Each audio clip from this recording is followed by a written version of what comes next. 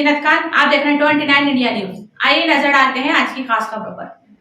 Indore PFI पर कार्यवाही के बाद इंदौर पुलिस के इंटेलिजेंस विंग के प्रमुख रजत सकलेचा ने पीएफआई के कार्यकर्ताओं के खिलाफ लगातार कार्यवाही जारी रहने के दिए संकेत।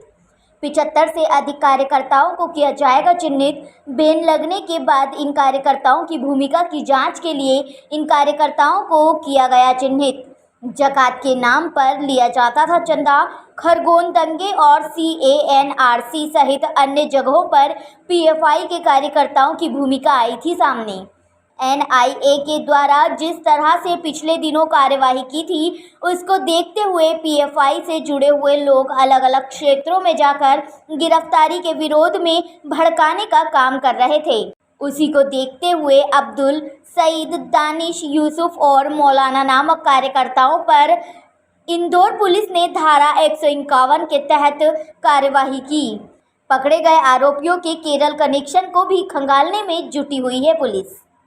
तो इसमें चूँकि जैसे हमने पीएफआई के पदाधिकारियों से पता किया है और उनके जो एनआरसी में विरोध प्रदर्शन हुए हैं या खरगोन दंगों के समय जिन्होंने धरना प्रदर्शन किया है, उन लोगों को हमने तब चिन्हित किया था जिन्होंने पीएफआई के बैनर के तले कार्य किया है और उनके ऊपर हम लगातार नज़र रख रहे हैं। जो भी ऐसी कार्रवाई कर रहा है या जो अभी भी संगठन के साथ जुड़ा है, तो नोटिफिकेशन के पश्चात उनके खिलाफ कानूनी कार्रवाई की जाएगी। सर, चूँकि अब पीएफआई पे बैन लग चुका है और उनके कार्यकर्ताओं को गिरफ्तार भी किया जा चुका है, तो जो निचले स्तर पर जुड़े हुए थे उन लोगों पर इंदौर पुलिस या आपके द्वारा किस तरह की कार्रवाई की जाएगी? तो जैसा कि मैंने आपको बताया कि सेंट्रल नोटिफिकेशन जारी हो गया है और स्टेट नोटिफिकेशन भी जारी हो रहा है। तत्पश्चात जैसा जैसा हम चिन्हित करते हैं, जैसा पाएंगे कि कौन कितने लेवल तक एक्टिव है या आज भी मेंबर है, उसको अकॉर्डिंगली जैसे सिमी के बैन के समय कार्रवाई हुई थी, वैसे की वैसी पीएफआई के बैन के समय भी उन संबंधित कार्यकर्ताओं के खिलाफ कार्रवाई होगी। सर, मोटा एक आंकड़ा सामने आया कि इतने लोगों को चिन्हित किया हुआ है, इन लोगों पर कार्रवाई हो सकती है। तो समय समय पे कभी 20 लोग, कभी 25 लोग, एनआरसी के समय अधिक लोग, तो हमें 70-75 लोग ऐसे हैं जो एक्टिवली इस पार्टी के लिए काम करते थे, तो उन लोगों को हमने चिन्हित करा है। जैसा कि सबको विदित है, 22 तारीख को NIA के द्वारा कार्रवाई की गई थी, जिसमें कि जो स्टेट फंक्शनरी हैं पीएफआई के, उनके विरुद्ध उनके द्वारा कानूनी कार्रवाई की गई है। तत्पश्चात कल स्थानीय स्तर के जो पीएफआई के कार्यकर्ता हैं और जो संगठन के पदाधिकारी हैं, उनके द्वारा विरोध प्रदर्शन किया जा रहा था अलग अलग जगहों पर और लोगों को भड़काने का प्रयास किया जा रहा था कि पीएफआई अच्छा काम कर रही है और सरकार उनके विरुद्ध कार्रवाई करके गलत कर रही है। इसी के आधार पर उनके विरुद्ध प्रतिबंधात्मक कार्रवाई कर उन्हें जेल भेजा गया है। तो ये 4 व्यक्ति हैं और कल रात्रि में पीएफआई के ऊपर बैन हुआ है, जिसका स्टेट नोटिफिकेशन भी अभी प्रक्रियारत है। जैसे ही वो हमें प्राप्त होता है, अग्रिम कार्रवाई की जाएगी। सर, कुछ मिला किस तरह से ये लोग तैयार करते थे, किस तरह से इनका पूरा मूवमेंट रहता था, कुछ जानकारी आई? तो जैसा कि सभी जांच एजेंसियों ने पाया है इसमें कि अलग अलग जगहों पर इनके सम्मेलन हुआ करते थे, केरल से लेकर राजस्थान, बिहार, झारखंड, अलग अलग जगह, और पूरे राज्य और देश भर से लोग वहां पर जाके उन सम्मेलनों में शामिल होते थे।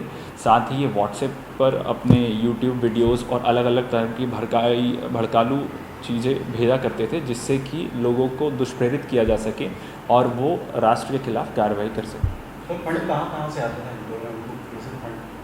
जैसा कि अभी तक हमें जानकारी पता चली है कि एक फ़ंड है जो सेंट्रलाइज इनका केरल में स्थान ग्रुप है, वहाँ से प्राप्त होता था। साथ ही स्थानीय स्तर पर ज़कात के रूप में जो पैसा होता है या अन्य कोई और आदमी अगर दान देना चाहता है, तो उसको समझाते थे कि इनका संगठन अच्छी कार्रवाई कर रहा है, इसलिए वो इनको दान दिया जाए। अभी हाल ही में खरगोन के दंगों के समय भी इन्होंने पैसा इकट्ठा किया है, एनआरसी के विरोध प्रदर्शन के समय पैसा इकट्ठा किया है। तो अलग अलग मुद्दों पर इन लोगों ने समय समय पर पैसा इकट्ठा किया। सर, इसके अलावा जिस तरह से लगातार कार्रवाई की जा रही है, तो एक जो पीएफआई का जो बता रहे हैं कि युवाओं को जोड़ने के लिए जिम और अखाड़े से उन्हें ट्रेनिंग दी जा रही थी, उसके बाद एक कोई बड़ा कार्यक्रम करने वाले थे, इसी की बात में। तो इनके अलग अलग ऑर्गेनाइजेशंस हैं, जैसा कि टोटल 9 ऑर्गेनाइजेशंस बैन हुए हैं इंक्लूडिंग पीएफआई। तो उसमें कैंपस फ्रंट ऑफ इंडिया है जो स्टूडेंट्स को जोड़ता है, महिलाओं को जोड़ने वाला है, बालकों को जोड़ने वाले भी अलग अलग ऑर्गेनाइजेशंस हैं। तो इनका अभी जैसे जैसे जांच में पता चलता जाएगा कि ये किस किस तरह से उनको ट्रेन करते थे, क्या सिर्फ पाठ्यक्रम के आधार पर करते थे या शारीरिक क्रियाओं के माध्यम से भी करते थे, ये जाँच में खुल के आएगा। सर, किन लोगों को अभी तक पकड़ा, किस तरह का कामकाज से जुड़े हुए थे ये लोग? तो इसमें एक अब्दुल सईद टेलर हैं जिनके खिलाफ कल 151 की कार्रवाई की गई है। उनकी दर्जी की दुकान है, कोई टाइल्स का बिज़नेस करता है, कोई CNC का बिज़नेस करता है। तो अलग अलग बिज़नेस करने वाले लोग हैं जो पीएफआई से जुड़े हुए थे, जिनको गिरफ्तार कल किया गया है और पूर्व में भी किया गया।